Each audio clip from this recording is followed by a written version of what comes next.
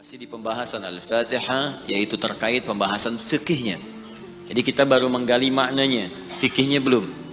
Fikihnya kita akan ambil terkait dengan hukum-hukum ibadah atau muamalah yang tersirat ataupun tersurat di dalam surah Al-Fatihah. Apakah di situ ada hukum terkait dengan solat misalnya? Kalau ada terkait hukum dengan solat, bagaimana cara menyikapinya? Bagaimana membaca Al-Fatihah dalam solat? Kalau imam sudah ruku, apakah Al-Fatihahnya tetap dibaca oleh makmum yang masbuk? Kalau imam kemudian membaca Al-Fatihah dengan jahar, apakah bismillahnya kita jaharkan? Demikian selanjutnya, insya Allah nanti kita akan bahas satu persatu setelah menyelesaikan uraian-uraiannya. Kemudian yang bagian terakhir, ini PR untuk kita semua, menyempurnakan bacaan Al-Fatihah dan pengamalannya sepanjang hidup kita. Nanti kalau sudah selesai, saya akan coba membuatkan sebuah kurikulum sebagai intisari dari kandungan Al-Fatihah yang diterapkan dalam kehidupan kita. Misal, saat kita melakukan sebuah pekerjaan, bagaimana menerapkan bismillah dalam pekerjaan kita? Seperti apa misalnya tautannya?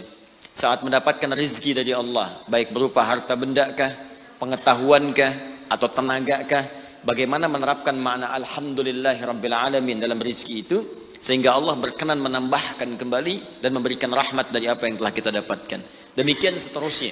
Sampai nanti yang terakhir, bagaimana menemukan teman dalam kehidupan. Dan itu kita akan coba, ya, teman tersebut, kita buat konsep dari mulai di keluarga, sampai dengan ke tetangga, sampai kehidupan yang kita jalani. Seperti apa bimbingan mencari teman dalam surah Al-Fatihah. Nanti kita akan buatkan. Baik, di pertemuan yang lalu, kita telah selesaikan pada bahasan ayat Siratal ladzina an'amta alaihim. Ya Allah, mohon anugerahkan kepada kami kemudahan-kemudahan dalam hidup, bimbingan cara ibadah yang benar, solusi dari setiap persoalan yang dialami. Lalu Allah berikan kepada kita jalan, kalau begitu ikuti orang-orang dulu yang pernah mendapatkan nikmat itu, dari kalangan orang-orang yang bisa menjadi role model dalam kehidupan. Maka diberikan kemudian mereka ini 4 golongan. Ada dalam Quran surah keempat, seperti telah kita tuntaskan di pertemuan lalu, ayat ke-69. Wa may yuti'illaha war rasul, siapa yang mau menaati Allah dan Rasulnya. Jadi mengikuti manhaj orang-orang ini, menjadikan mereka model dalam kehidupan, itu bagian dari ketaatan kepada Allah dan Rasul. Jadi kalau bapak ibu ingin nikmat hidupnya, ingin mudah hidupnya, ingin dapat solusi dari setiap persoalan yang dialami, kata Allah, ikutilah model orang-orang hidup ini. Ikuti golongan ini. Wa hasuna ulaika rafiqa. Dan mereka itu teman terbaik yang bisa dijadikan panutan. Jadi kalau Anda ingin berusaha menjadikan panutan dalam hidup, maka orang-orang ini modelnya. Ketika kita turunkan model hidup orang ini menjadi panduan kehidupan kita, maka itu bagian dari ketaatan kepada Allah dan Rasul. Ya, jadi kata Allah, ikuti orang ini. Kata kita, siap ya Allah, kami ikuti pola hidup orang ini. Maka ketika kita mengikutinya, turun kalimat pertama pembukanya. Wa may yuti'illaha war rasul. Siapa yang dapat menaati Allah dan Rasul? Ya, siapa mereka ini? Faulaika ma'al ladzina an'ama Allahu 'alaihim. Maka mereka inilah yang dikumpulkan dengan beberapa golongan-golongan berikut. Ya, siapa mereka ini? Ya, minan nabiyina, golongan para nabi-nabi, was-siddiqina, orang yang membenarkan hukum-hukum Allah dan mengamalkannya dalam kehidupan. Wasyuhada, golongan para syuhada yang telah kita bahas di pertemuan lalu. Was-salihin, dan golongan orang-orang soleh yang gemar mengoleksi amal soleh dalam hidupnya. Maka silahkan turunkan jadi role model dalam kehidupan. Ya, saya pernah sampaikan pada Anda di awal-awal jumpa kita membahas tentang ayat ini. Nabi banyak dikisahkan dalam Al-Quran. Mulai dari kehidupan Nabi Adam. Ya, bagaimana memulai hidup di tempat baru. Kalau diturunkan tuh indah Pak Bu. Anda baru berumah tangga atau baru pindah komplek, pindah daerah. Bagaimana memulai hidup di tempat itu? Bukankah diturunkan kisah Nabi Adam dalam membina awal rumah tangga di situ? Ya, kemudian memanage keluarganya. Kalau ada perselisihan, bagaimana diselesaikannya? Kalau ada kekurangan, bagaimana melengkapinya? Mulai kemudian ke masa Nabi Nuh alaihissalam, yang satu taat, yang lainnya kemudian mulai menyimpang, bagaimana mendakwahi mereka? Ada. Mulai ke masa Nabi Ibrahim alaihissalam, mulai ke masa Nabi Musa, ke masa Nabi Daud, Sulaiman, sampai dengan ke Isa. kemudian diselingi dengan kisah Nabi Ayub alaihissalam ketika merasakan sakit, disempurnakan dengan kisahnya Nabi Yunus alaihissalam ketika dijahili di lingkungan pekerjaan, kemudian juga ditambahkan dengan kisah Nabi Zakaria ketika berumah tangga belum dapat keturunan. Ada semua kan? Siapa yang nggak pernah sakit di sini? Pasti sakit. Bukankah ada yang sudah berkeluarga belum ada keturunan? Pasti ada. Bukankah ada orang yang kemudian berbisnis, ada banyak saingan yang kadang melukai? Pasti ada. Makanya diturunkan role modelnya untuk kita ikuti. Dari mulai bacaan zikirnya, doa-doanya, cara menyikapinya, sampai juga diberikan oleh Allah jalan untuk menyelesaikannya. Ada. Dan yang paling indah, semua aktivitas nabi-nabi itu semuanya dikumpulkan oleh Allah, kepribadiannya, keteladanannya pada satu orang nabi saja. Nabi Muhammad sallallahu alaihi wasallam. Makanya beliau sempurna. Turun langsung Quran surah keempat di surah yang sama, ayat 163. Ya inna auhayna ilaika kama auhayna ila nuhin wan nabiyina min ba'di. Muhammad sallallahu alaihi wasallam, kami telah berikan wahyu kepadamu. Yang wahyu ini telah kami berikan kepada Nabi Nuh, rasul pertama yang bertugas di bumi.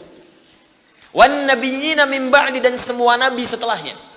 Jadi wahyu yang diberikan pada Nabi Nuh alaihissalam itu sama dengan yang diberikan pada Nabi Muhammad. Cuman perbedaannya ini yang paling menarik. Wahyu yang diberikan pada Nabi Muhammad adalah kumpulan dari semua wahyu yang pernah disampaikan pada Nabi Nuh dan nabi-nabi setelahnya. Mengumpul satu pada contoh ajaran bimbingan Nabi Muhammad SAW. Makanya silahkan Anda cek. Nabi Ayub sakit, bukankah Nabi Muhammad juga sakit? Dan saat sakit Nabi mengajarkan doa. Bahkan kata Nabi, kalau ini dibacakan, dosa diampuni. Ya, ada seorang Nabi yang pedagang, pekerja. Bukankah Nabi juga pernah berdagang? Ya kan?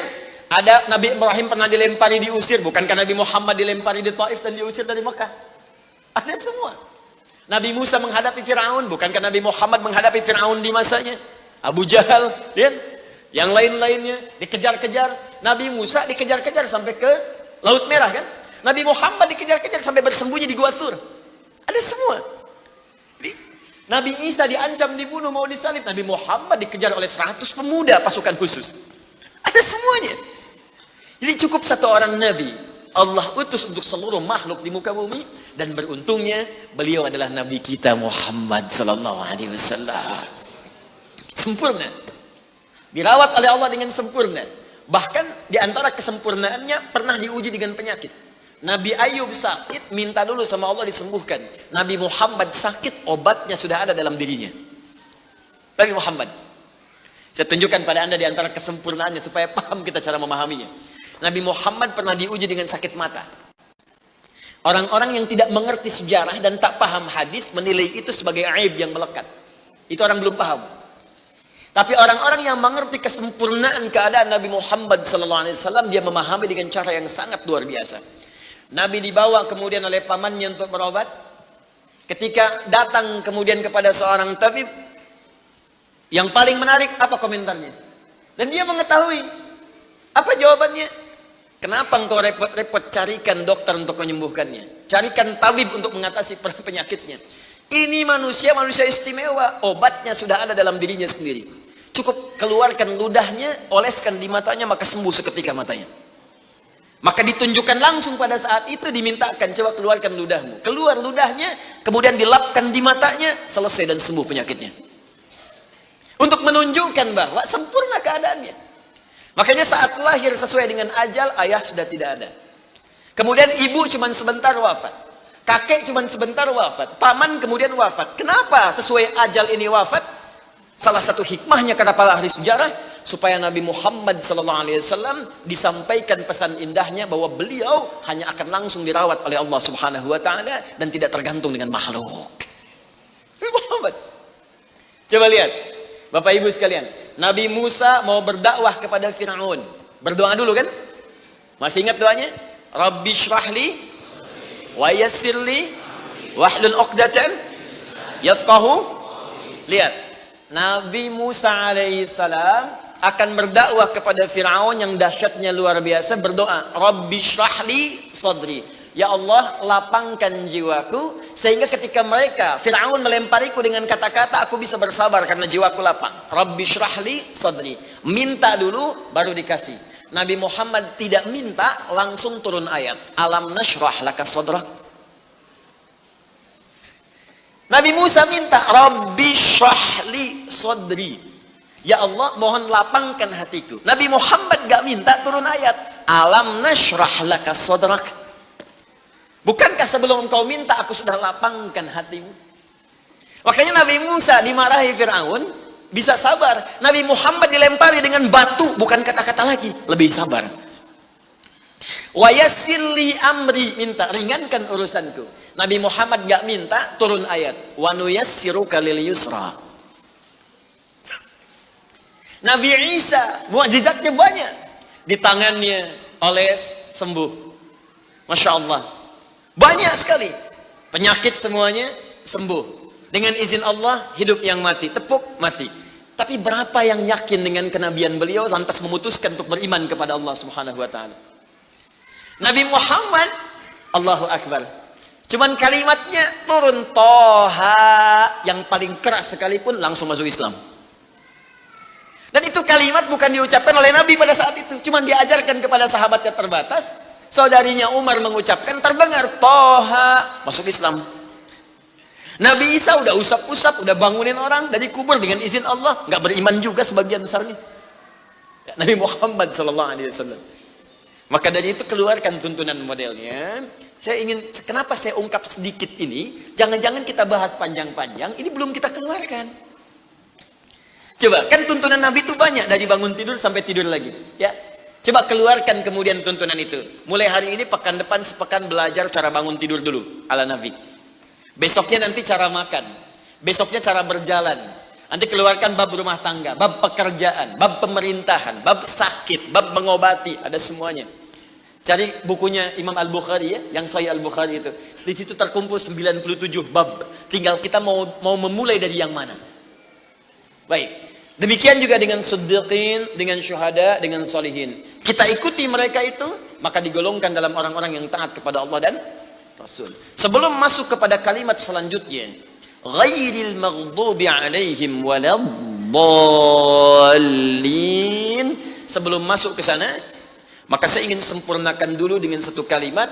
Jika sudah semua itu kita siapkan, model petunjuk dari Nabi. Turunkan dari kalangan siddiqin. Siddiqin itu sederhana. Setiap Anda baca Quran, yakini, amalkan. Siddiqin tuh. Misal, saya mau baca dulu nih. Saya pengen jadi orang ikhlas, baca Al-Ikhlas. Misal. Qul huwallahu ahad, Allahus samad, lam yalid wa lam yakul lahu. Lihat terjemahannya, lihat keterangannya, yakini itu, jangan ragu. Dan praktekkan dalam hidup. Qul huwallahu ahad, katakan hanya Allah yang esa. Sudah, berarti jangan katakan yang lain-lain. Komit dengan tauhid itu. Komit dengan keislaman kita. Jaga betul dengan baik. Allahus samad, Allah tempat bergantung. Serahkan semua urusan kepada Allah. Ada masalah, minta sama Allah, berdoa. Sakit, berdoa sama Allah. Punya persoalan, gantungkan diri kepada Allah. Ikhtiar. Itu ketika kita amalkan seperti itu, baru begitu saja, itu langsung turun sebuah keterangan dari Nabi SAW. Jika Anda mampu mengamalkan satu surah ini saja, ini rahasia. Ini rahasia. Ada seorang sahabat, hadisnya sahih, dikutip kemudian oleh Sayyid Qutb juga dalam kitabnya Al-Aqaid Al-Islamiyah. Syekh Muhammad Nasruddin Al-Albani pun mensahihkan hadis ini. Ketika Nabi selesai kemudian menunaikan salat, terdengar seseorang berdoa. Perhatikan doanya. Doanya menggunakan pembuka surat Al-Ikhlas. Saking yakinnya Siddiq dengan ayat ini, dan dia mengamalkan kandungan isi surahnya, dia membuka doanya dengan surah ini. Saking yakinnya dengan surah ini. Perhatikan kalimatnya. Allahumma ushhidu bi annaka antal ahadus samad, alladzi lam yalid wa lam yulad wa lam yakul lahu kufuwan ahad. Allahumma inni as'aluka an taghfira liya. Hadisnya sahih. Kata orang ini, ya Allah, saya menyaksikan, meyakini ya Allah, bahwa hanya Engkau satu-satunya Tuhan yang layak dipertuhankan dan disembah. Aku meyakini bahwa satu-satunya Engkau adalah Tuhan yang menjadi tumpuan dalam setiap permohonan.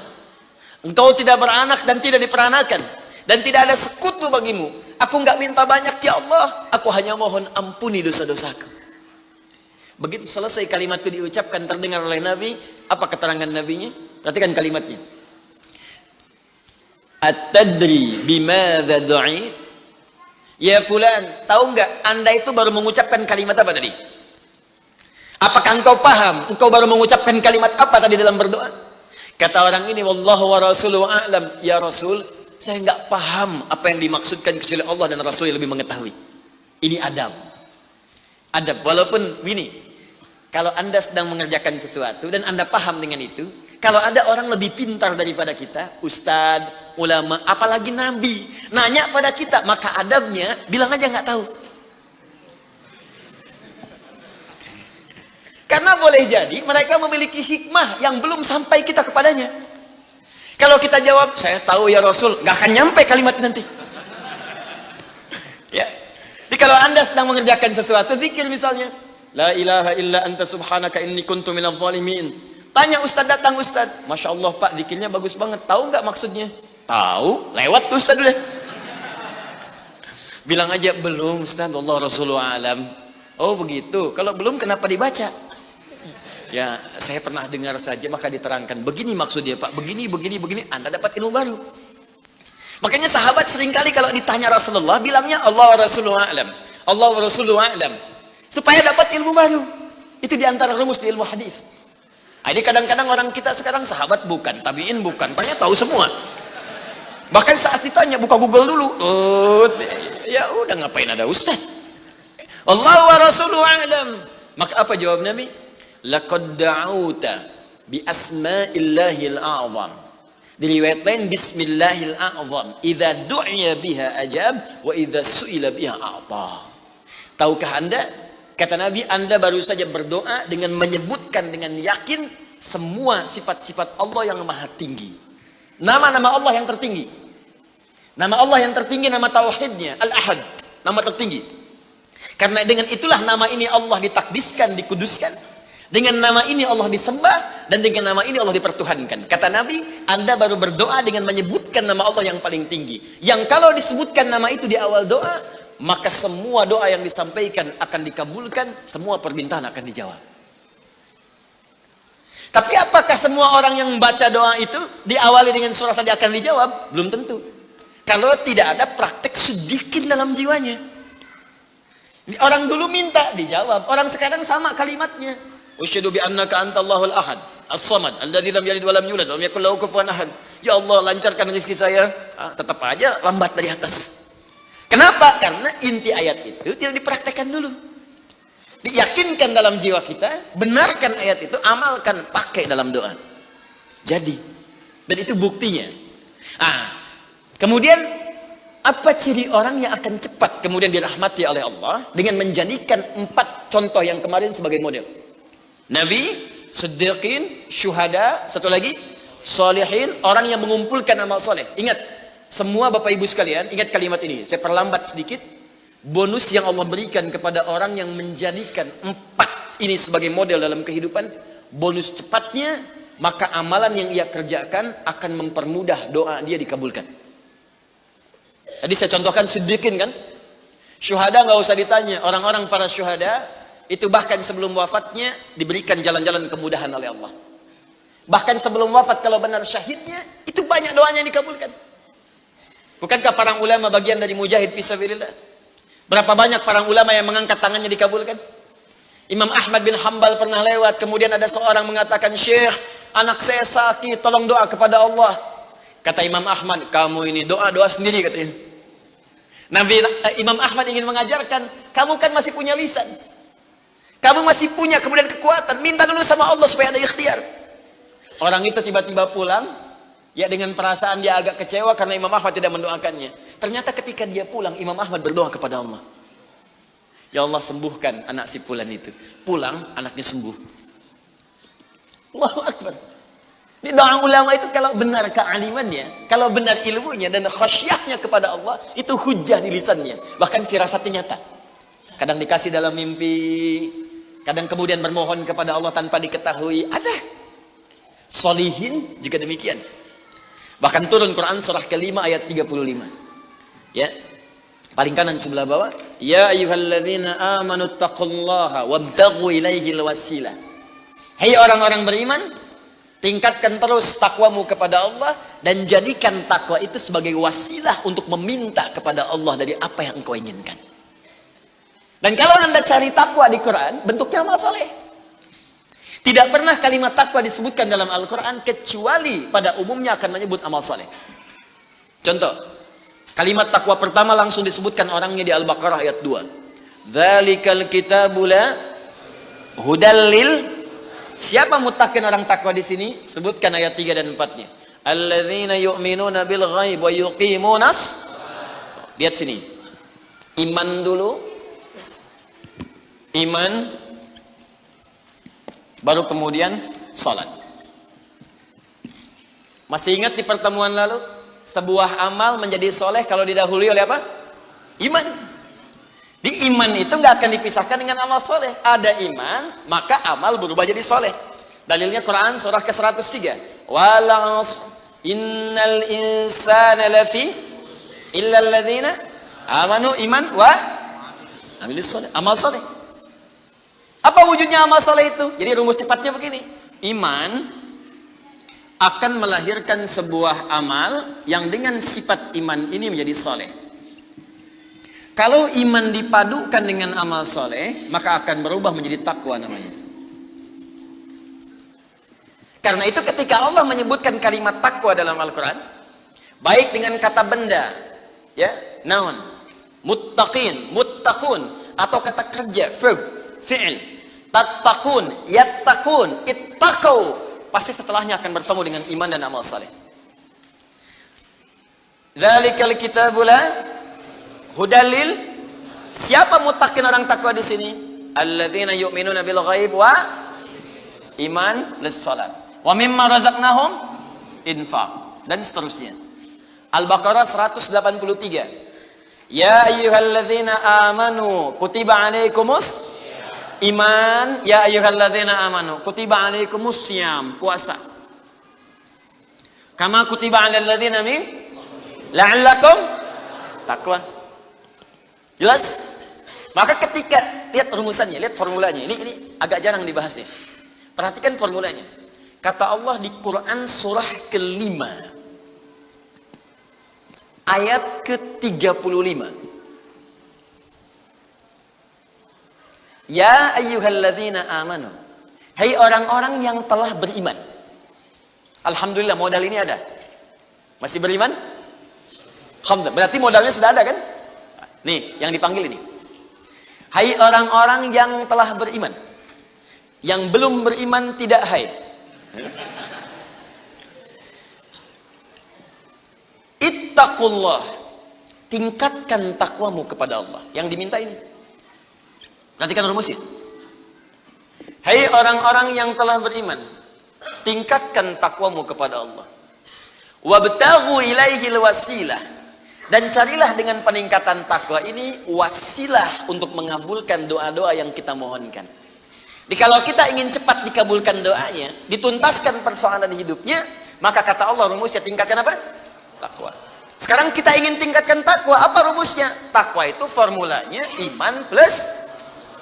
Nah, intinya di sini amal soleh. Jadi kalau kita kumpulkan amal soleh, kumpulkan, itu salah satunya ciri meningkatkan takwa. Kenapa takwa ditingkatkan? Untuk mengentaskan problem kehidupan kita.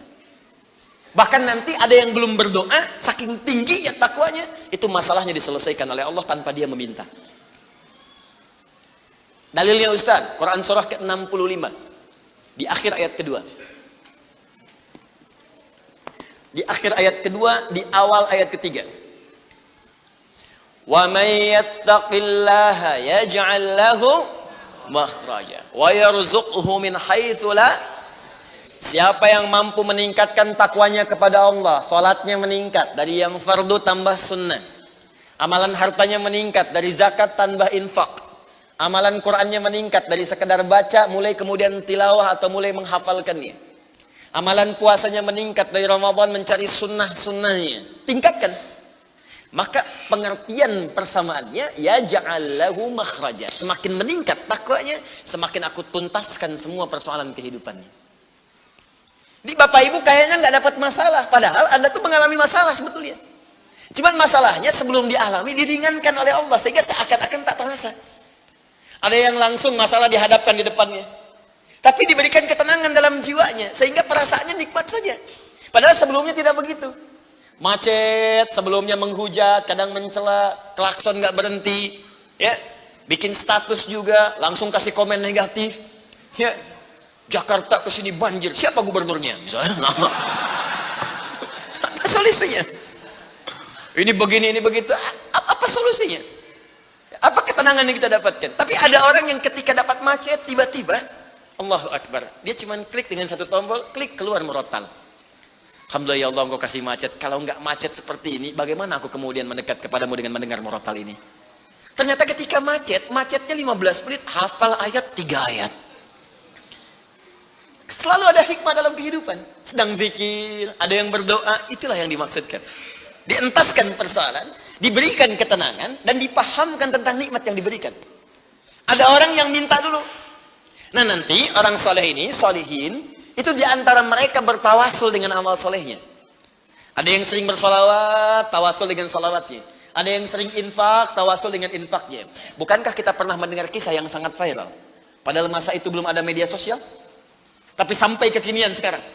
Kisah ini terjadi sangat lampau. Sampai sekarang lewat 15 abad masih viral, dibukukan. Perhatikan, kalau kita ikhlas, maka semua kisah kebaikan kita akan diangkat sampai di masa yang tidak batas, sampai terjadi hari kiamat kembali kepada Allah Subhanahu wa taala. Walaupun komunikasi alatnya tidak lengkap. Pernah dengar kisah 3 orang yang sedang berjalan, kemudian tiba-tiba ada hujan, berlindung masuk ke sebuah gua. Begitu masuk di dalam gua itu, kisahnya sangat populer sekali, sampai ada di Sahih Al-Bukhari, sampai sekarang sering dikisahkan. 3 orang laki-laki sedang berjalan beraktivitas. Tiba-tiba datang hujan deras, berlindung masuk ke dalam sebuah gua. Ketika duduk di gua itu, tanpa sadar batu dari atas menggelinding menutup ke dalam muka pintu gua itu. Pus, rap. Saking padatnya tidak meninggalkan celah yang cukup untuk mereka keluar. Akhirnya setelah reda, berusaha untuk mendorong. 3 orang nggak sanggup. 1 lemas, yang 2 dorong makin nggak sanggup.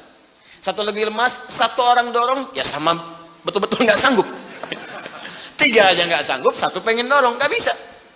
Akhirnya yang paham rumus ini, dari 3 orang itu mulai berkata kepada teman yang 2, ini mustahil kita bisa kemudian tuntaskan kecuali kita bertawasul dengan amal soleh yang pernah kita kumpulkan dalam hidup. Jika kita sudah merasa tak mampu sebagai makhluk, maka ini tanda dari Allah untuk meminta kepada Khalik. Dan disinilah kita disadarkan oleh Allah pentingnya amal soleh. Maka kalau kita sudah merasa amal soleh kita bermanfaat, bahkan bisa dipakai dalam doa, nanti akan semakin semangat amal solehnya. Itu rumus Pak Bu. Di sekarang banyak orang itu tidak mengerti kenapa mesti beramal soleh. Karena itu ketika diminta beramal, malas. Maghrib sudah sholat, begitu isya kan, Allahu Akbar, ayo isya. Kok cepet amat, barusan udah maghrib sekarang isya lagi. Tapi kalau orang yang mengerti, Allahu Akbar, mudah-mudahan tiap menit sholat. Kata bisa minta. Minta, bukankah dalam salat itu minta? Ya, Rabbighfirli warhamni wajburni warfa'ni, permintaan semua. Dalam sujud minta lagi, minta. Selesai. Maka 3 orang itu bermohon dengan amalannya. Yang satu mengatakan, ya Allah, saya punya seorang ibu yang saya baktikan hidup saya untuk melayani beliau.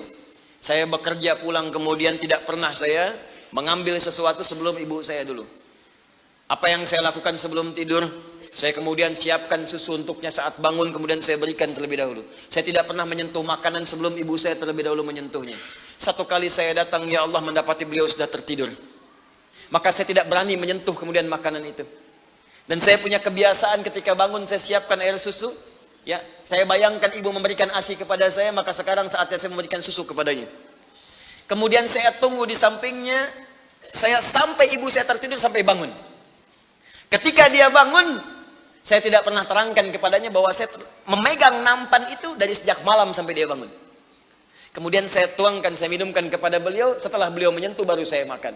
Kalau ini menjadi amal soleh yang pernah saya kerjakan ya Allah dan Engkau ridha dengannya, mohon bebaskan kami dari kungkungan batu ini. Yang tadinya tidak bergerak begitu didorong bergeser. Mau keluar masih susah. Ya, ini pertanda dari Allah ingin mendengar semua amalan-amalannya supaya adil terdengar keseluruhannya. Kedua, ya Allah, saya pernah mimpin suatu perusahaan. Kalau bahasa kita sekarang, saya pernah punya bisnis ya Allah. Kemudian ada karyawan saya, tiba kemudian pamit meninggalkan pekerjaan, tapi gajinya belum saya berikan. Lantas saya simpan gaji itu, dia tak kunjung datang. Kemudian saya berinisiatif ya Allah, untuk menjadikan gajinya dia sebagai modal. Karena khawatir kalau pulang nilainya sudah berkurang. Maka dibelikanlah oleh saya Allah kambing. Kemudian dikelola kambing itu. Sampai bertahun-tahun datang, kambingnya sudah penuh ya Allah dengan berbagai kandang. Ternak sudah banyak. Selapangan sudah kumpul. Begitu dia datang, saya berikan kepadanya semuanya itu, dia mengatakan, kamu bercanda ya? Gaji saya kan cuma 1 juta, kenapa dibalikin tiba-tiba ada 1000 kambing? Orang ini mengatakan, kamu bercanda?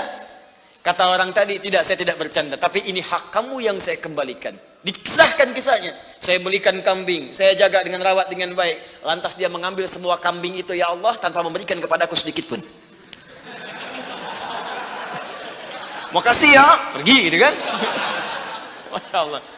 Ya gitu, kalau Badu itu unik gitu ya, bukan yang di sini, Arab maksudnya ya. Unik gitu, jadi lugu, polos, berangkat ya. Apa yang terjadi?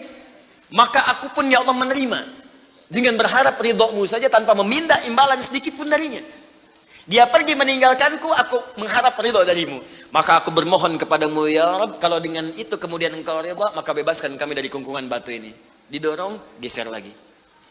Perhatikan bagian yang ketiga ini. Ini tidak mudah karena termasuk bagian dari dosa besar. Meninggalkan dosa besar mendatangkan anugerah yang berlimpah tanpa batas. Ya Allah, dulu aku seorang rentenir. Wah, banyak sekarang nih. Ya, yang benjol-benjol, yang catat-catat. Dulu aku seorang rentenir. Ya. Kemudian ya Allah, aku pinjamkan kepada orang-orang untuk mengambil bunga yang berlipat dan lebih banyak. Tapi aku mencintai seorang putri dari pamanku. Setiap aku lamar dia selalu menolak. Putrinya itu orang soleh Pak, Bu, baik. Makanya di Quran jelas orang soleh nggak akan dipertemukan dengan yang kurang baik. Tapi jangan pesimis dulu. Caranya jadi orang baik dulu, nanti akan diarahkan pada yang baik. Sabar. Datang sendiri nanti. Ya. Maka apa yang terjadi? Satu saat aku punya kesempatan karena pamannya ternyata butuh modal, aku pinjamkan. Lama dia kemudian tidak bayar-bayar sampai menggelinding hutangnya begitu banyak terkumpul. Datanglah kemudian anak gadisnya kepadaku untuk minta keringanan. Maka aku katakan kepadanya, malam ini pun hutang bapakmu aku akan lunasi seluruhnya tanpa kecuali kalau malam ini engkau mau bergaul denganku. Maka anak perempuan itu sedih, merasa terancam, tapi tak mampu berbuat banyak untuk bapaknya, dia pasrah kemudian mengiyakan. Di malam itulah sejak aku siap-siap untuk menggaulinya, tiba-tiba si gadis itu dengan fitrah lisannya mengatakan, nih kalau orang nggak pernah maksiat, ini kalimatnya itu tinggi sekali, besar, pengaruhnya banyak. Kata perempuan ini, ittaqillah, paman, bertakwalah kepada Allah. Satu kalimat di gadis itu menggetarkan pada jiwaku, melahirkan rasa takut yang sangat dalam. Aku lari meninggalkannya sambil mengatakan, sudah, bapakmu tak ada utang lagi padaku. Dan aku lari meninggalkannya. Ya Allah, kalau dengan perbuatan itu engkau ridha yang menjadikan aku bertobat sampai sekarang, maka mohon ya Allah bebaskan kami dari kungkungan batu ini. Begitu mau didorong, batunya sudah menggelinding jauh meninggalkan mulut gua itu. Kumpulan amal saleh yang digunakan wasilah untuk berdoa, terkadang akan cepat mampu mengabulkan apa yang kita mohonkan. Apalagi kalau yang dimintakan adalah pengalaman meninggalkan perbuatan maksiat yang besar. Kadang maksiat-maksiat itu jangan diikuti.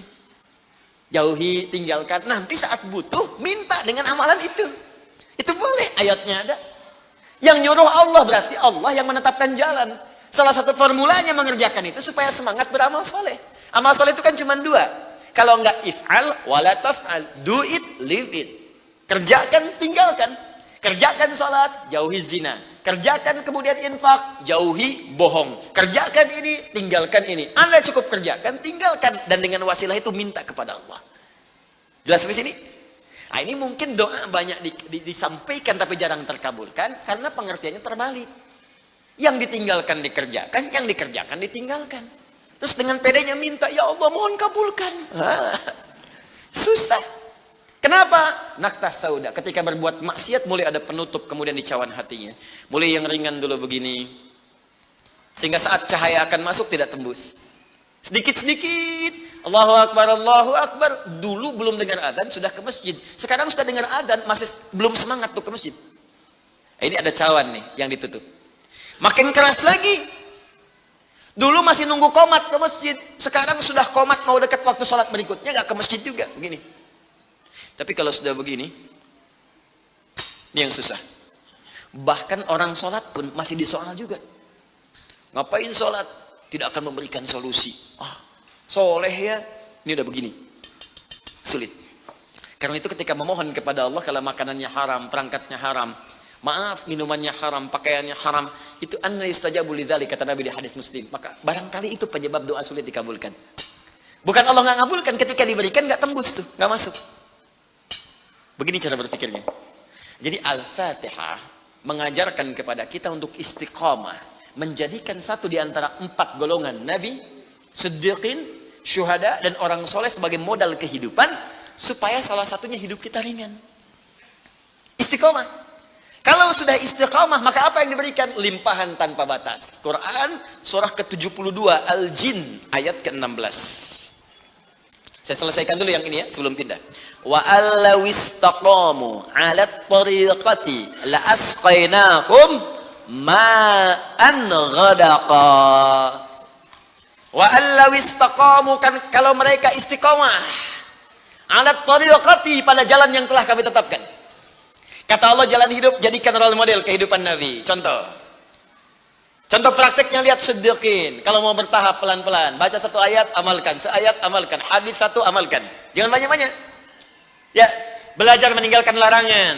Minggu pertama larangan di mata, jauhi larangan mata. Pekan kedua larangan telinga, pekan ketiga larangan lisan, sampai ke ujung kaki, sampai tubuh kita terbiasa meninggalkan larangan. Praktekkan. Kalau istiqamah, wa allaw istaqamu, kalau kalian istiqamah, ala tariqati, pada jalan manhaj yang telah aku turunkan ini, la asqainahum ma'an ghadaqa, aku akan limpahkan kepada mereka rizki yang tanpa batas. Konon kalau disampaikan dalam keadaan azan, itu berpeluang besar benarnya. Karena itu, dan Al-Quran tidak ada yang salah. Ma'an ghadaqa di ayat ini bukan berarti air, tapi gambaran dari limpahan yang tiada bertepi. Bukankah kalau dalam saat haus paling enak minum air? Bukankah kalau energi itu hilang, air yang datang bisa menguatkan kembali? Ya kan? Bukankah air bisa menjadikan yang kotor menjadi bersih? Maka rizki itu sifatnya luas. Bisa jadi kemudian materi, bisa uang, bisa ketenangan, bisa limpahan keturunan, dan sebagainya. Istiqamah. Ada satu yang kalau ini benar dilakukan, bukan sekedar rizki, tapi Allah akan mengutus 1 malaikat yang menjaga kita sampai wafat. Baik.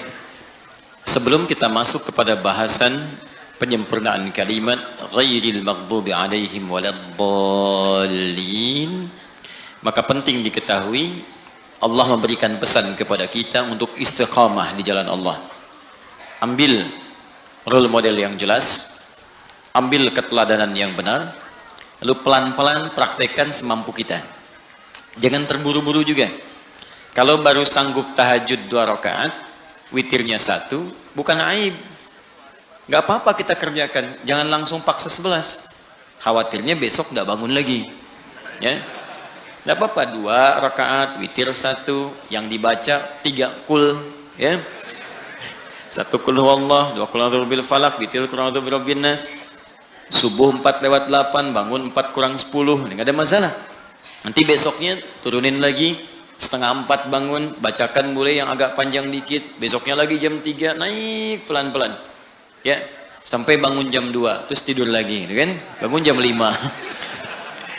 Pelan-pelan lah, pelan-pelan. Ya, ini juga begitu.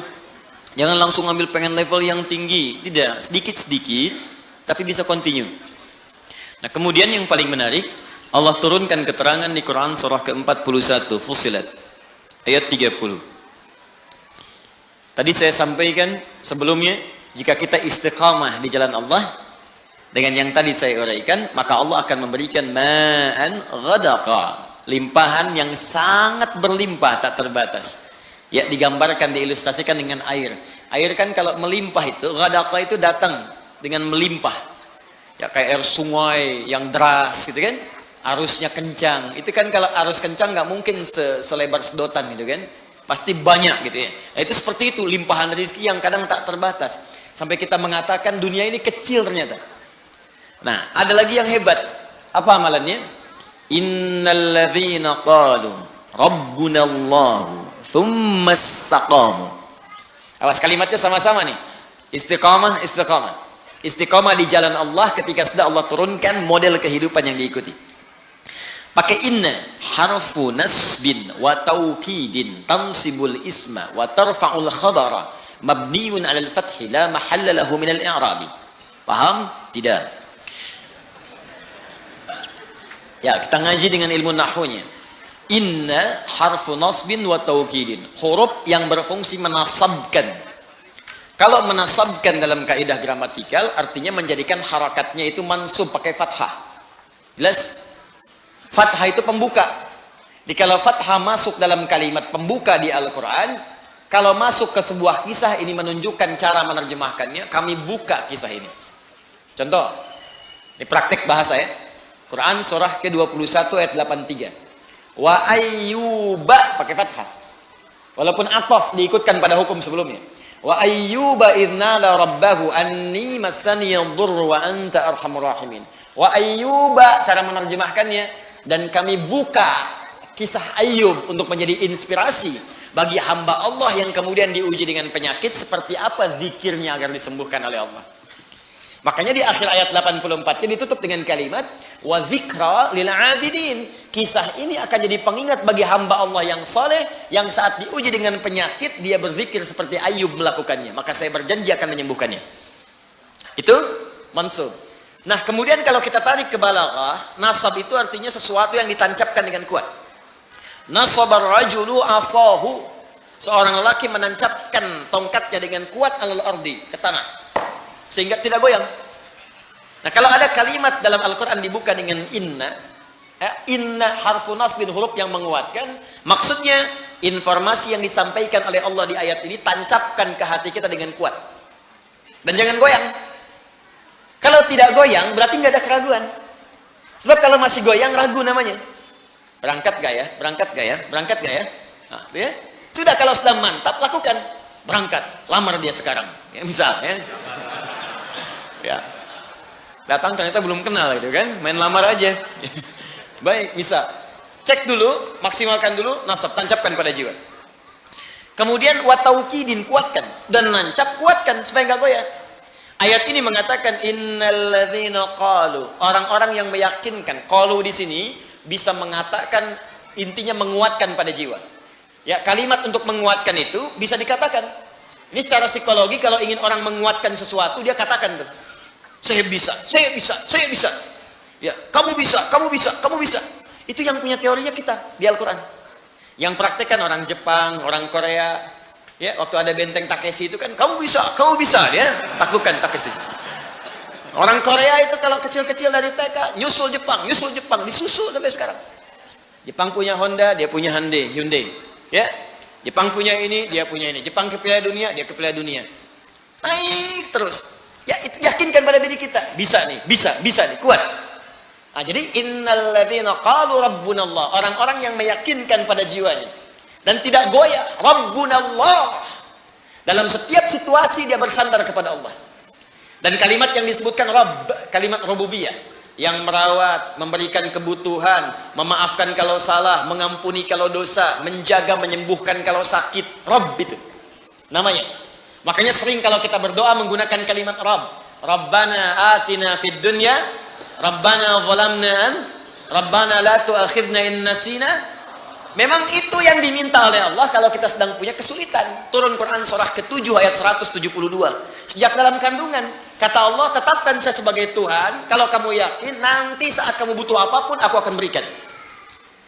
Wa idh akhadha rabbuka min bani adama min zuhurihim dzurriyyatahum wa ashhadahum ala anfusihim alastu bi rabbikum qalu bala syahidna. Rabb, maukah engkau menetapkan aku sebagai Tuhan? Kalau terlahir aku akan berikan segala kebutuhanmu. Sakit aku sembuhkan, salah aku maafkan, dosa aku ampuni. Butuh aku berikan segala yang kamu inginkan. Kalau kamu butuhkan dalam kebaikan, aku akan kabulkan. Rabb. Makanya kita tagih janji Allah saat kita ke bumi, kita punya sesuatu, kita panggil Rabb, Rabb, Rabb, Rabb, Rabb. Nah, kalau orang yakin dengan Allah, dengan sifat rububiyahnya, misal, prakteknya begini. Kalau Anda sedang sakit, yakin Allah pasti sembuhkan. Lalu ikhtiar. Yakin dulu sama Allah. Dia ada kalimat-kalimat, ya Allah, kenapa saya yang sakit, ya Allah? Kenapa bukan tetangga saya saja, ya Allah? Kenapa saya yang diuji begini, ya Allah? Kenapa saya harus mengalami ini, ya Allah? Tidak. Hadirkan dalam jiwa, tancapkan, jangan ragu. Alhamdulillah, ya Allah, engkau pilih saya bukan yang lain. Engkau percaya kepada saya bukan yang lain. Engkau uji saya bukan yang lain. Alhamdulillah, ya Allah. Dan tidak mungkin kau memberikan sebuah ujian kecuali kau sandingkan dengan kemudahan. Lalu Anda bacakan. Tadi yang tadi. Inna ma'al usri. Inna ma'al usri. Bacakan itu. Lalu minta berdoa kepada Allah. Ya Allah, engkau yang berjanji, engkau yang menepati. Engkau katakan dalam setiap kesulitan pasti ada kemudahan. Dan saya memohon dengan segenap janji dan kemuliaan engkau sebutkan dalam Al-Quran. Minta. Cepat diberikan. Ya, minta dengan bahasa yang indah. Itu dapat. Nah, itu jarang kita pakai, cuman dibaca, nggak diamalkan. Kalau kita konsisten dengan itu, di pekerjaan ada kesulitan, pasti Allah mudahkan, yakin saya. Jadi Allah itu bukan sekedar diucapkan, tapi dihadirkan, diikuti dalam jiwa. Bimbingannya, pedomannya, dirasakan mengawasi kita. Itu kalau orang sudah begitu, semua disandarkan kepada Allah, tawakalnya tinggi, disandingkan dengan ikhtiar yang positif, pertama dia nggak akan kecewa. Nggak ada gelisah dalam jiwanya. Saya tanya begini, Bapak Ibu ta'lim ke sini karena Allah atau karena Ustad? Ngaku. Allah. Ntar Ustadnya nggak ada, ya. Nah Allah. Kalau karena Allah, Anda nggak akan peduli. Ustadnya datang atau tidak, karena niat saya itu Allah. Karena Allah. Sama pengajar juga begitu, karena niatnya karena Allah bukan karena jamaah, banyak sedikit gak ada ukuran. Karena pahalanya sama saja. Ketika seorang mengajar, pahala diturunkan. Mau jamaahnya satu, gak ada masalah. Makanya ada seorang syekh yang pernah saya kisahkan, jamaah banyak, beludak. Satu kali yang hadir cuma 1-2 orang. Tapi semangatnya gak berkurang, menggebu-gebu, nyampaikan dengan benar. Orang bingung, syekh kemarin banyak orang, Anda begitu, sekarang cuma 2, begitu juga. Apa Anda gak kurang semangat, cuma melihat 2 orang? Apa jawab syekh ini? Saya ini kan mengajar karena Allah. Allah yang perintahkan. Saya nggak peduli mau datang atau tidak. Tetap saya akan berikan yang sama karena Allah yang perintahkan, bukan karena manusia yang hadir. Saya nggak akan kecewa. Ya, diminta Ustaz Adi nih, Ustaz Adi, tiba-tiba yang datang misalnya Ustaz Asep, ya, nggak ada masalah. Ustaz Michael, Ustaz Stephen, nggak ada masalah. Ya, boleh jadi ada hikmah lain yang Allah inginkan di situ. Jelas ya? Nah, apa yang hebat diantaranya? Innalladzina qalu rabbuna Allah. Orang-orang yang tawakalnya kuat kepada Allah. Lillah, ikhtiar lillah. Cari kerja karena Allah. Nggak dapat hari ini, alhamdulillah Allah ridha. Yang penting ridha dengan ikhtiar saya. Ikhtiar itu menghadirkan rezeki, bukan pekerjaannya. Ingat ikhtiarnya. Begitu ikhtiar keluar, rezeki akan diturunkan. Atau diakumulasikan pada puncak ikhtiar yang nanti kita dapatkan. Kemudian, perhatikan kalimatnya. Tatanazzalu alaihimul malaikah. Maka Allah akan menurunkan malaikat spesial untuk menjaga orang itu. Insyaallah. Alla takhafu, dijaga supaya enggak khawatir, enggak gelisah, tenang. Karena orang tawakal itu tenang, enak. Jalan hujan, alhamdulillah. Macet, alhamdulillah. Selalu ada solusi. Di rumah tangga ada persoalan, insyaallah selesai. Insyaallah selesai. Gitu aja gitu nih. Kata-kata kasar itu nggak harus keluar. Tangan-tangan diletakkan pada tempatnya. Ya, piring-piring punya haknya. Pintu juga punya haknya. Semua ada. Itu gambarannya. Jadi malaikat itu turun memberikan ketenangan pada jiwanya. Jangan marah, sabar, tenang. Wala tahzanu, nggak sedih dengan kehidupan yang dialami. Bukan nggak punya masalah ya, ada. Ya huzan itu sedih berlebihan. Bukan berarti nggak kecewa. Kadang ada kecewa, tenang lagi. Ya, perasaan itu ada. Ya, kadang-kadang dapat ini kecewa, ada wajar. Nabi menangis, Nabi kecewa, ada. Cuman dihibur oleh Allah dan malaikat. Tenang. Bukan cuman kamu, Nabi Ayub pernah sakit. Bukan cuman kamu yang dilempari, Nabi Ibrahim dilempari. Bukan cuma kamu yang diusir, Musa juga diusir. Ada. Itu hiburan. Tasliyah, tenang dalam jiwa kita.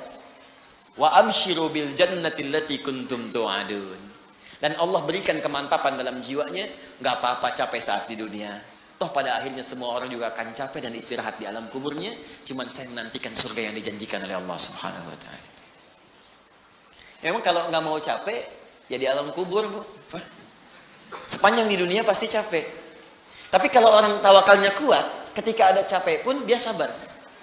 Nah, itu kalimatnya. Jadi itu penutup dalam kalimat suratal ladzina an'amta alaihim. Jadi kalau ingin nikmat, ikuti pola hidup orang yang dulu itu seperti apa, keluarkan sesuai konteksnya kita bekerja sebagai apa, nilainya praktekkan oleh kita dan istiqamah di jalannya. Nah, teruskan. Ghairil maghdubi alaihim waladdallin.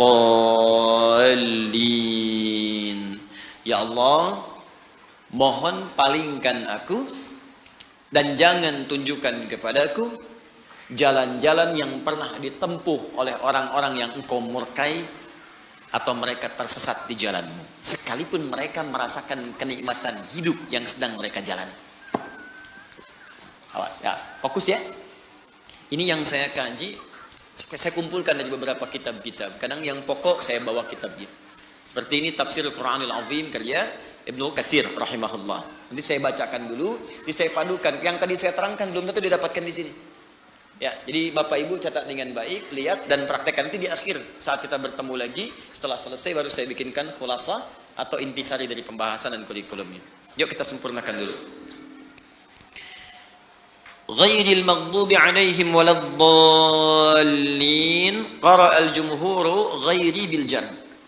Mayoritas ahli qiraat membacanya menggunakan kasrah, ghairi i. Ya, ghairi ala na'ti. Ya, ala na'ti menunjukkan kepada sifat yang sebelumnya. Jadi persamaan inti permohonan. Na'at itu sifat, ya. Na'tun atau sifatun yang disifati man'ut atau mausuf. Cirinya harokatnya sama dengan sebelumnya. Ya, contoh begini. Siratal ladzina an'amta alaihim. Siratal ladzina. Ini mohon maaf ya, paham nggak paham, ikutin aja dulu ya. Kalau ini bagian bahasa ini, nanti maknanya baru ngerti. Kalau kaidahnya memang mesti belajar dulu ya. Jurumiyah, setelah itu naik imritis, setelah itu naik alfiyah, kaji lagi ilmu sorab, baru paham. Tapi kalau memang nggak paham, jangan berfatwa. Ya, ikutin dulu aja ya, ikutin dulu. Nanti salah-salah fatwanya bisa rembesan ya. Sini lihat. Sirata alladzina. Ini mudhaf, ini mudhaf ilaih. Mudhaf ilaih itu ini jar. Jar itu, ini harokatnya kalau biasa jadi kasrah. Misal, contoh begini. Ini kitab. Apa artinya kitab? Buku. Ya, kitabu. Misalnya, rajulin, seorang lelaki. Rajulin. Ini kalau ini nyambung, kitabnya si fulan, seorang lelaki, maka kalimat kedua ini, harokat akhirnya pakai i. Jar. Kasrah. Kitabu rajulin. Jelas? Ini mudhaf ilaih. Maksudnya disandarkan kalimatnya. Yang ini, harokat yang ini, kalimat kedua pasti kasrah. Kecuali kalau kata sambung, konjungsi. Seperti alladzi, allati, alladzina, maka harokatnya sudah mutlak. Mutlak. Kalau alladzina pasti a. Kalau alladzi pasti kasrah di ujungnya dia. Kalau allati kasrah di ujungnya di ja. Nggak bisa berubah. Tapi tetap kedudukannya sebagai jar. Kalau dibunculkan pasti kasrah juga. Karena itu, kalau ada kalimat kemudian dikembalikan maknanya ke sini, misal kitabu rajulin, misalnya kita sebutkan jamil. Kitabu rajulin, buku lelaki itu. Lelaki ini ingin diberikan keterangan tambahan. Lelaki yang mana? Banyak laki-laki di sini. Si ganteng. Ya, lelaki yang ganteng. Maka ganteng bahasa Arabnya jamil. Karena ini akan menyifati atau menerangkan kalimat yang ini. Dan harakatnya adalah kasrah. maka ini ikutkan kasrah juga seperti ini. Kitabu rajulin jamilin. Intinya samakan harokatnya dengan yang ini. Sama-sama i. Yang ini siratal ladzina an'amta alaihim. An'amta alaihim. Kita mengatakan, ya Allah, berikan kepada kami petunjuk jalan-jalan orang-orang yang sirata alladzina. Kedudukan alladzina di sini orang-orang yang sama dengan yang ini. Kalimat yang disandarkan. Hukumnya jar, harokatnya kasrah. Cuman karena konjungsi kata sambung, maka harokatnya tetap jadi fathah. Padahal hukumnya mesti jar begini. Jadi kalau ada kalimat setelah ini ingin disifatkan ke sini, atau ingin disifatkan ke sini, walaupun bentuknya sama atau ingin dihindari dari sifat-sifat yang ini, sama atau bertolak belakang, maka cirinya harokatnya jadikan sama dengan yang di sini. Ikutkan. Makanya ketika kita baca siratal ladzina an'amta alaihim, ya Allah, mohon berikan kepada kami jalan hidup orang-orang yang telah Engkau berikan nikmat kepada mereka. Nah, sampai sini telah kita bahas. Lalu kita ingin katakan bukan orang-orang yang. Baik, lihat sini. Di sini orang-orang yang dapat nikmat. Terus kita ingin sambungkan, bukan orang-orang yang merasa nikmat tapi hidup mereka salah. Baik, sama-sama orang bukan? Sama-sama orang kan? Sama-sama hidup tidak? Sama-sama beraktivitas tidak? Berarti kalau sama-sama orang, hukumnya ikut ke sini kan? Ikut orang kan? Maka karena ini sifatnya jar, harokatnya kasrah, maka kalimat sebelumnya, setelahnya ini pun kita jadikan kasrah lagi. Maka kalimatnya gha, ya, kemudian ra. Karena di sini hukumnya kasrah, di sini pun dibaca kasrah juga. Ghairi. Dia dibaca ghairu. Kalau ghairu berarti kalimat lain lagi.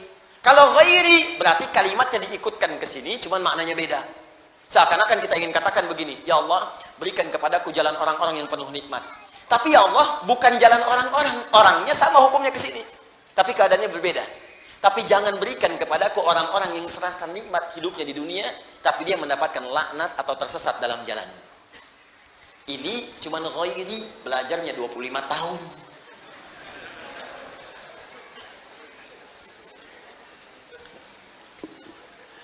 Ini memang dalam, Pak, Bu. Nggak paham, nggak apa-apa. Nggak paham, nggak ada masalah. Yang penting kita bisa memahami maknanya ketika mengamalkan kandungan dia. Saya hanya ingin jelaskan kalimat cepatnya begini. Saya ingin jelaskan kenapa dibaca dengan ghairi, diikutkan pada hukum sebelumnya, menunjuk kepada orang. Kesimpulannya begitu. Paham? Ya. Cuman kenapa saya jelaskan panjang-panjang? Karena rugi kalau nggak saya jelaskan, jauh-jauh saya sekolah. Jauh-jauh saya sekolah banyak baca kitab, kemudian kita baca kitab, banyak-banyak saya tamatkan, tiba-tiba nggak dibahas, rugi. Jelas ya? Baik. Tapi saya nggak paham, Ustaz, salah sendiri. Baik, intinya pertama dibaca ghairi, bisa dibaca ghairi menunjuk kepada orang-orang yang punya perasaan sama dengan sebelumnya serasa nikmat, tapi mendapatkan laknat ataupun murka dari Allah Subhanahu wa Ta'ala. Qala Zamakhsyari. Zamakhsyari pernah berkata, pengarang kitab Al-Kasyaf. Itu bahasa Arabnya luar biasa dikuasai. Ilmu-ilmunya tinggi sekali. Sampai beliau kemudian punya kelemahan jalan dengan tongkat. Ya, ingin tinggal di samping Ka'bah. Sehingga disebut dengan Jarullah, tetangganya Allah. Ini bahasa balaghah, tetangga Ka'bah. Tapi kalau sudah berjalan tongkatnya kedengaran, maka orang-orang yang sedang mengajar seperti ini turun dari kursinya. Karena malu takut salah kedengaran dari Syekh Zamakhsyari. Boleh diikuti pendapat-pendapat tafsirnya, tapi masalah hukum-hukum pandangannya dalam tauhid dan fiqih, maka disarankan tidak untuk diikuti. Karena Mu'tazilah alirannya. Ya, alirannya Mu'tazilah, tapi pendapat-pendapat tafsirnya ini sejalan dengan Ahlus Sunnah. Kecuali dalam pembahasan masalah-masalah, ya ada cabang-cabang tauhid, bukan pokok, cabang-cabang tauhid juga terkait dengan persoalan-persoalan di fiqih. Baik. Wa quri'a bin nasbi 'ala al-hali wa hiya qira'atu Rasulillah sallallahu alaihi wasallam wa Umar bin al-Khattab wa ruwiyat 'an Ibnu Katsir. Fokus. Kalimat ghairi bisa dibaca juga dengan nasab ghaira. Saya ulang. Di ghairi bisa dibaca dengan ghaira. Jadi kalau nanti ada yang baca ghaira dalam tafsir, ya ghairal maghdubi, jangan disalahkan. Karena bacaan ini pun bersumber dari Rasulullah SAW. Umar bin Khattab pernah baca dengan ghaira, juga diriwayatkan dari Ibnu Katsir rahimahullah, salah satu Quran. Ya, di antara Quran. Paham sampai sini? Baik, jadi bisa dibaca ghairi, bisa dibaca ghaira. Kalau dibaca ghaira berarti menunjukkan keterangan yang berbeda dari sebelumnya. Cara memahaminya begini. Ya Allah, tunjukkan kepadaku jalan orang-orang yang telah Engkau berikan nikmat. Kata Allah, saya tunjukkan. Ikuti para nabi, siddiqin, orang saleh, syuhada. Ya Allah, jangan berikan kepadaku jalan orang selainnya. Maka dibaca ghaira. Jelas ya? Karena beda dengan yang sebelumnya. Hal. Paham? Ya Allah, aku pengen yang ini saja, bukan yang ini. Maka dibedakan, langsung baca ghaira. Tapi kalau kita baca ghairi, wah, ini kalimatnya lebih lengkap lagi, kompleks maknanya. Ya Allah, berikan kepadaku jalan orang-orang yang telah Engkau berikan nikmat. Kata Allah, ikuti. Nih, para nabi, siddiqin, syuhada, solihin. Tapi ingat, engkau pun akan melihat orang-orang yang terasa seperti nikmat hidupnya, padahal dia mendapatkan laknat dariku. Dia seperti nikmat hidupnya, padahal tersesat. Ada kelihatan orang seperti kaya, tapi Allah murka kepadanya. Ada orang kelihatan seperti punya kedudukan, punya kemampuan, punya kenyamanan, kemapanan materi, tapi Allah murka kepadanya. Dan mengatakan tersesat dalam kehidupan, maka diancam oleh Allah Subhanahu wa taala. Saya tanya kepada Anda, ada orang yang pernah merasa hidupnya nikmat diabadikan dalam sejarah tapi Allah melaknatnya? Banyak. Contohnya siapa? Firaun. Contohnya siapa? Qarun. Bukankah Qarun merasa enak dalam hidupnya? Tapi kemudian dikubur hidup-hidup kena likuifasi?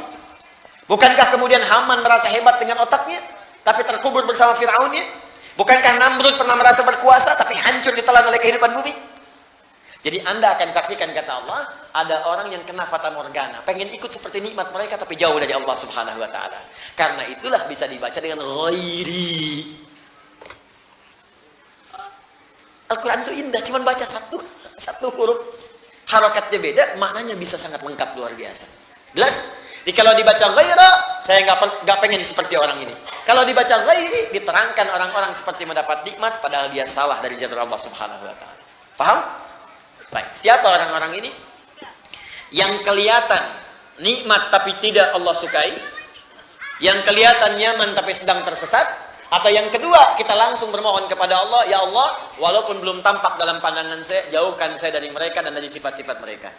Jangan sampai saya seperti itu. Baik dibaca ghairi ataupun ghaira. Yuk kita lihat.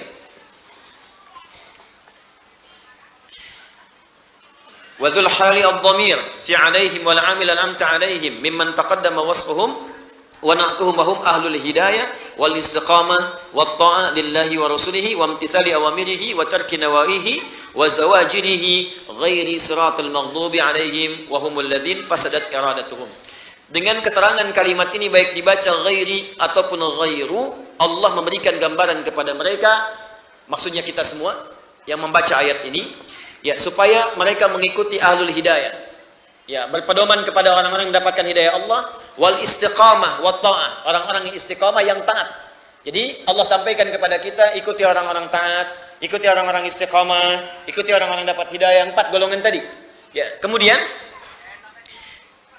wamtithali awamirihi, dan berusaha menunaikan perintah-perintah Allah, wa tarki nawahihi, dan meninggalkan larangan-larangannya. Dicari model seperti itu dari 4 tadi. Makanya tadi saya katakan di awal, kerjakan perintah, jauhi larangan. Kemudian selanjutnya, wa zawajiruhu ghairu siratal maghdubi alaihim, dan sekaligus dengan kalimat ini meminta kepada Allah agar dihindarkan dari sifat orang-orang yang merasa nyaman hidupnya di dunia tapi ternyata dilaknat oleh Allah. Atau memang ada juga yang tidak nyaman tapi juga dilaknat. Wah, ini yang paling menyedihkan. Sudah hidup gak enak, langsung dicela juga oleh Allah. Ya, Masya Allah. Nah, maka siapa mereka ini? Yuk kita baca. Alladzina fasadat iradatuhum fa'alimul haqqa wa 'adalu anhu. Pertama kata Allah, ini berlaku hukum umum. Bagi orang-orang yang fasadat iradatuhum, orientasi hidupnya sudah enggak jelas. Ini tolong dilihat, orang enggak jelas tuh begini kata Al-Qur'an. Mudah-mudahan kita masih jelas ya. Baik. Masya Allah, tulisan gak jelas, gak enak, ya kan? Baik. Wajah gak jelas, gak enak juga, ya kan? Keterangan gak jelas, gak nyaman, ya? Orangnya gak jelas, Bagaimana kemudian kita menyikapinya? Satu, kata Allah, ini langsung diterangkan, kemudian keterangannya ghairil maghdubi atau ghairal maghdubi alaihim. Pertama, bukan golongan orang yang dibenci oleh Allah. Ghairil maghdub, orang yang dibenci oleh Allah. Allahu Akbar. Benci manusia dia udah susah, jadi benci Allah mau lari kemana?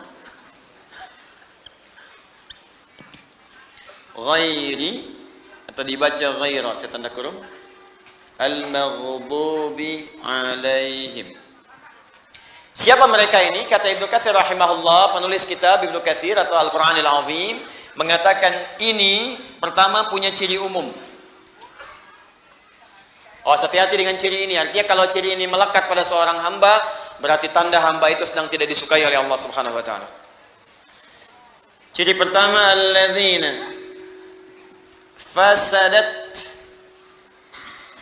iradatuhum. Orang-orang yang alladzina disebutkan 1080 kali dalam Al-Quran. Kalau di ilmu nahwu disebut ismun mausulun yadullu 'alal jam'il jam'iyyah. Huruf sambung keterangan menunjukkan bentuk jama' tanpa batas. Bisa laki-laki, perempuan, tua, muda. Masuk kategori balik, kaya, cukup, semua tanpa batas. Fasadat iradatuhum, yang orientasi hidupnya sudah tidak jelas. Rusak. Fasad itu rusak. Jadi kalimatnya sudah bukan gak jelas lagi, rusak. Papan tulis tulisannya nggak jelas. Papan tulis tulisannya tidak jelas. Dengan yang kedua, papan tulis yang rusak. Beda kan? Ada orang yang orientasi hidupnya tidak jelas. Yang kedua, memang hidupnya sudah rusak. Kalau manusia yang menyebut rusak, mungkin persepsinya bisa berbeda. Kata orang Bekasi, rusak. Kata orang Jakarta, enggak kok. Kata si Fulan, ini orang jahat. Kata yang lain, baik kok. Makanya kadang-kadang ada orang disebut baik, ada orang saat yang bersamaan menyebut dia buruk. Jadi kalau ada satu visi dengan orang yang lain, pandangan bisa beda. Menurut preman itu baik. Menurut yang suka mabuk itu bagus. Tapi bagi yang nggak suka mabuk, buruk. Mencuri, buruk. Bagi siapa? Bagi yang tidak mencuri. Bagi para pencuri, profesi. Bagi kita korupsi, buruk. Yang nggak korupsi. Bagi koruptor, itu peluang. Bagi pezina, zina itu bagian kehidupan. Bagi yang nggak zina, nggak akan menikmati. Ya, bagi pelaku maksiat itu memang bagian dari kehidupan. Bagi orang taat, benci. Makanya kalau ada bagian dari yang halal sudah nggak suka dalam hidup kita, pandangan sudah nggak suka melihat yang halal dari pasangannya, pendengaran sudah nggak suka mendengar yang halal. Artinya ada bagian maksiat masuk ke dalam bagian tubuhnya. Ada yang paling tinggi, rusak kata Allah. Sehingga dengan rusaknya itu, mohon maaf, dia mendapatkan murka Allah Subhanahu wa taala. Telinga rusak, mata rusak, lisan rusak, hati rusak. Siapa orang-orang itu? Alladzina alimul haqqa wa hum alimu al-haqqa wa adalu anhu. Allahu akbar, na'udzubillah min haula. Mereka itulah orang-orang yang sudah mengerti sebuah kebenaran dengan jelas.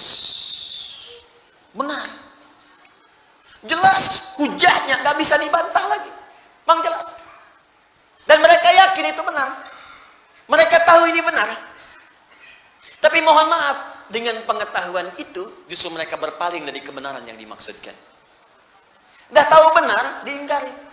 Udah tahu benar, gak dikerjakan. Udah tahu kemudian salah, masih dilakukan juga. Sudah tahu kata Allah ini yang benar, dia tinggalkan ini yang salah, dia kerjakan. Maka ini ciri pertama pada orang-orang yang hidupnya sudah tahu kebenaran hak. Kebenaran itu dibagi dua. Ada sidqun, sad, dal, qaf. Ada haqqun, itu berbeda. Lihat sini. Ada as-sidqu. Ma yahtamilu sidqa wal kadhib. Kalau disebutkan kalimat sidqun, itu persepsinya bisa beda. Kadang menurut si A itu benar, menurut si B itu salah. Beda persepsi. Ibu datang mau ke pengajian, datang kepada papa. Papa mama mau ke pengajian, bagus. Menurut papa gaunnya mana yang paling bagus ya? Hijau atau biru? Kata papa, biru deh mah. Ah kayaknya hijau deh. Beda persepsi. Jadi menurut ibunya hijau, menurut suaminya biru. Nah, itu padahal dua-duanya mungkin benar atau juga mungkin salah. Begitu keluar pakai kuning. Baik, tapi kalau hakun, al-haq itu artinya kebenaran yang sudah memang benar dan buktinya nyata, sulit untuk ditolak. Dan satu-satunya kebenaran yang tidak bisa dibantah lagi, kebenaran yang bersumber dari Allah Subhanahu wa taala. Quran surah kedua ayat 147.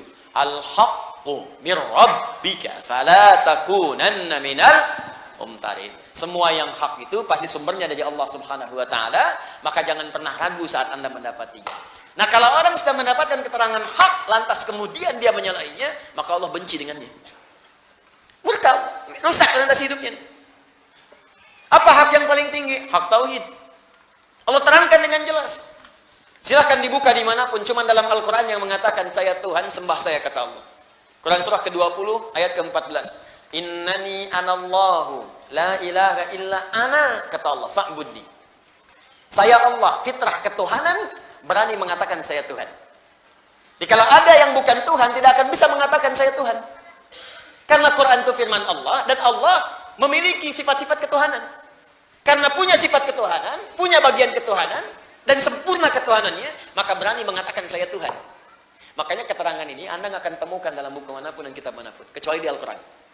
Kenapa? Karena fitrah manusia tidak bisa mungkin mengatakan lisannya saya Tuhan. Mustahil. Allah mengatakan saya Tuhan. Tidak ada Tuhan selain saya. Kemudian menyampaikan kepada kita untuk belajar, cerna dengan akal. Ini saya bandingkan secara logika. Ya, makhluk tidak sama dengan Khalik. Jadi kalau makhluk punya sifat A, pasti Tuhan akan beda. Karena Tuhan mesti beda dengan makhluk. Turunkan ayat ini, turunkan ayat ini, turunkan ayat ini. Sampai sempurna kita dapatkan pengetahuan.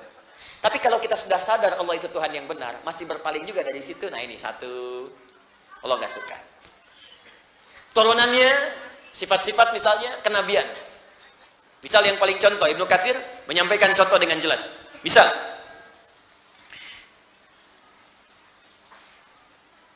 wa humul ladzina fasadat iradatuhum fa'alimul haqqa wa 'adadu anhu wa la siratal dhalin humul ladzina faqadul ilma fahum haimuna fid dhalalah. Teruskan. Wa huma tariqatal yahud. Pertama contoh di masa lalu dicontohkan seperti ini. Dan ingat ya, ini bukan spesifik pada golongan umat tertentu. Kalau bagiannya punya seperti ini, maka dia sedang dimurkai oleh Allah. Hati-hati. Contoh, kata Ibnu Katsir, tercatat dalam sejarah orang Yahudi di masa lalu. Diperkenalkan tentang tanda kenabian. Mereka tahu, karena mereka yang minta. Mereka yang minta. Buka Quran surah kedua Al-Baqarah. Ya, misalnya dari ayat 89. Tambahkan ayat 101. Ada. Walamma ja'ahum kitabun min 'indillahi musaddiqan lima ma'ahum wa kanu min qabli yastaftihuna 'alal ladzina kafaru falamma ja'ahum ma 'arafu kafaru bih. Sebelumnya mereka selalu minta kepada Allah, ya Allah turunkan rasul terakhir, turunkan rasul yang hebat, turunkan ya Allah rasul yang bisa membimbing kami. Dijawab oleh Allah. Begitu dijawab diturunkan rasul, diingkari. Turun Quran surah kedua ayat 101. Walamma ja'ahum, paling kanan sebelah bawah. Walamma ja'ahum rasulun min 'indillahi musaddiqan lima baina yadayhim nabadha fariqun minal ladzina utul kitaba kitaballahi wara'a dhuhurihim ka'annahum la ya'lamun. Mereka minta di kitabnya tercatat tanda-tandanya. Nanti akan datang rasul terakhir, ya, di bagian-bagian pundaknya itu ada tanda kenabian. Kalau dia jalan awan-awan menaungi, kalau dia sakit langsung obatnya ada dalam dirinya, ada semuanya. Dan mereka tahu ketika rasul itu diutus, tahu siapa itu. Bahkan bahasa Qur'annya, Quran surah kedua ayat 146. Ya, alladzina atainahumul kitaba ya'rifunahu kama ya'rifuna abna'ahum. Sungguh orang-orang yang baca di kitab itu kenal Nabi Muhammad seperti mereka mengenal anak-anak mereka sendiri. Bapak kan kenal anak bapak, kenal betul. Nggak mungkin anak saya diklaim anak bapak, saya marah. Saya kenal anak saya, nggak mungkin saya ngaku anak orang anak saya. Karena tahu betul fisiknya begini, caranya begini, dia paham betul. Semirip-miripnya anak bisa kita bedakan. Ada anak kembar 100, pasti ada bedanya. Pasti ada bedanya. Nah ini kata Al-Quran, orang-orang yang tahu baca di kitab itu ngerti betul. Tahu ciri Rasulullah seperti mereka mengenal anaknya masing-masing. Tahu. Cuman satu masalahnya. Mereka merasa Nabi yang diutus ini yang terakhir bukan dari kalangan suku mereka. Fanatisme muncul. Karena bukan dari kalangan kelompok, bukan dari kalangan fanatik, bukan dari kalangan sukunya, bukan dari jalur nasabnya, ditolak itu. Jadi bukan menolak kerasulannya, menolak karena bukan berasal dari golongannya. Itu.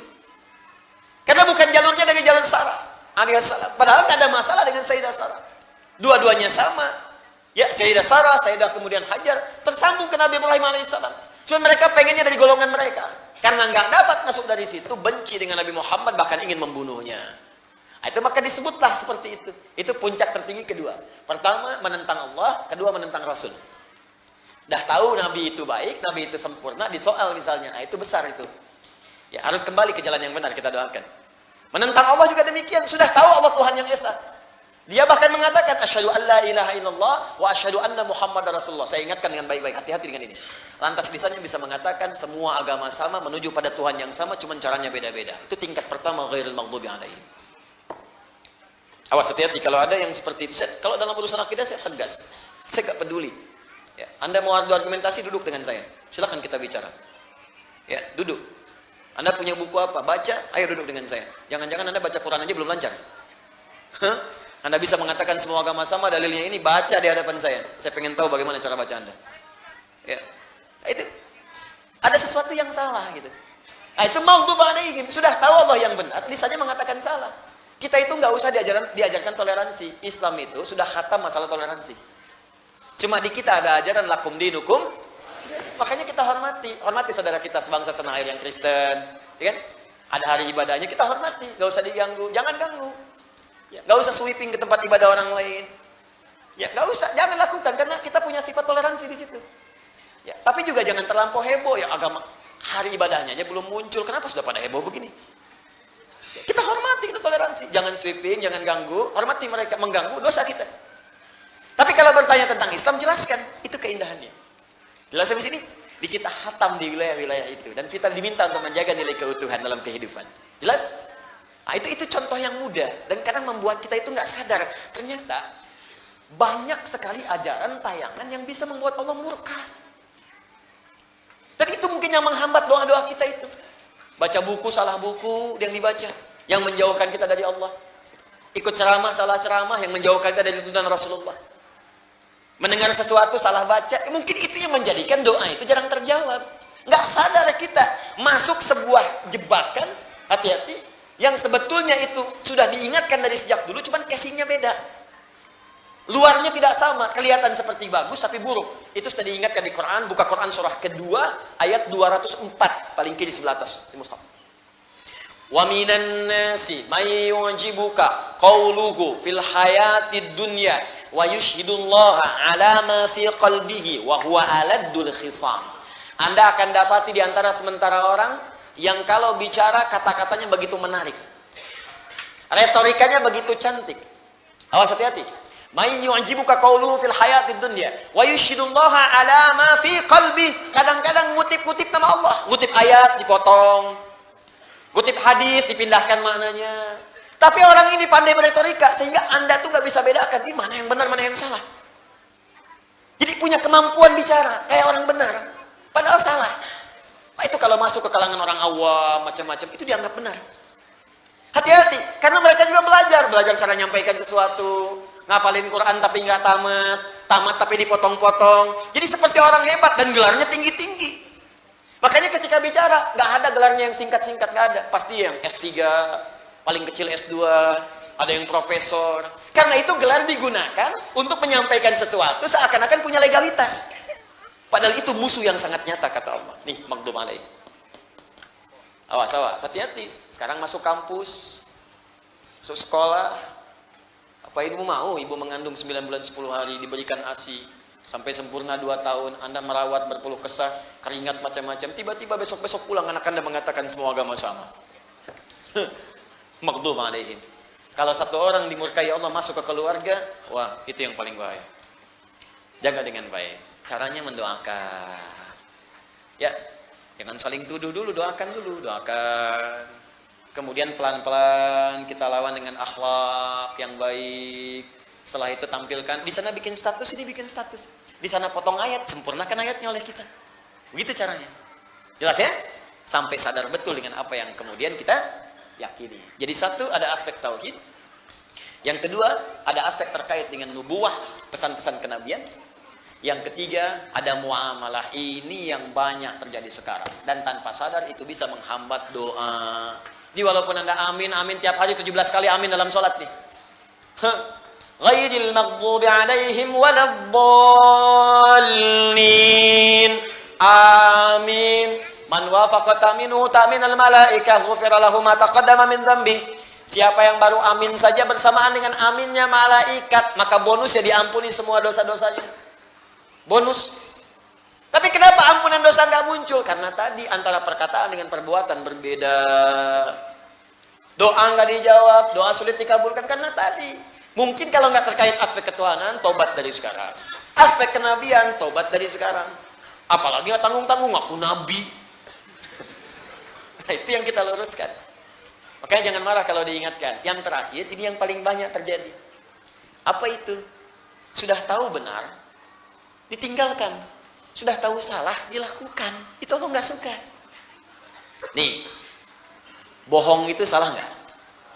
Masih dikerjakan. Oh. Baik, tambah lagi, gosip. Gosip. Gibah. Curhat. Curcol. Ayo kumpulin tuh semua istilahnya. Singkatnya, gibah. Salah atau benar? Udah tahu salah, dibikin acara. Dinikmati, ditungguin. Ngalahin sholat. Ngalahin baca Quran. Tuh cita-cita pengen masuk surga Firdaus. Cie-cie. Gimana memahaminya? Susah saya pahamnya itu. Udah tahu salah, diikutin terus pengen masuk surga. Ya doa aja, kalau doa sulit dikabulkan, cek dulu barangkali ini salah satunya. Kan kelihatan seperti sederhana kan? Coba, maaf, berselisih, salah tidak? Salah, masih ribut. Fitnah, salah tidak? Masih fitnah. Mencela, salah tidak? Masih mencela. Ya pantas kemudian hidupnya juga nggak akan tenang. Ini maghdub alaihim, ini skala kecil, Allah nggak suka. Kalau yang tadi yang tinggi-tinggi udah jelas itu ancamannya tinggi. Ancamannya tinggi. Ah, jadi kalau yang seperti ini biasanya pekerjaannya dua. Kalau melanggar ketentuan Allah dengan mudah itu. Pertama, awas. Ini yang diancam oleh Allah dimasukkan ke dalam neraka jahanam. Dan lebih duluan dibanding orang-orang yang tidak beriman kepada Allah. Ini duluan nih, nggak banyak orang tahu. Ini duluan masuk neraka. Dan nerakanya yang paling dalam, keraknya. Pernah bikin nasi liwet? Kalau keraknya itu yang paling gosong kan? Ini yang paling gosong nih. Paling gosong. Ya, ini ancamannya tinggi. Siapa mereka? Golongan munafiqun. Golongan munafiqun. Buka Quran surah keempat An-Nisa ayat 140. Paling kiri sebelah bawah.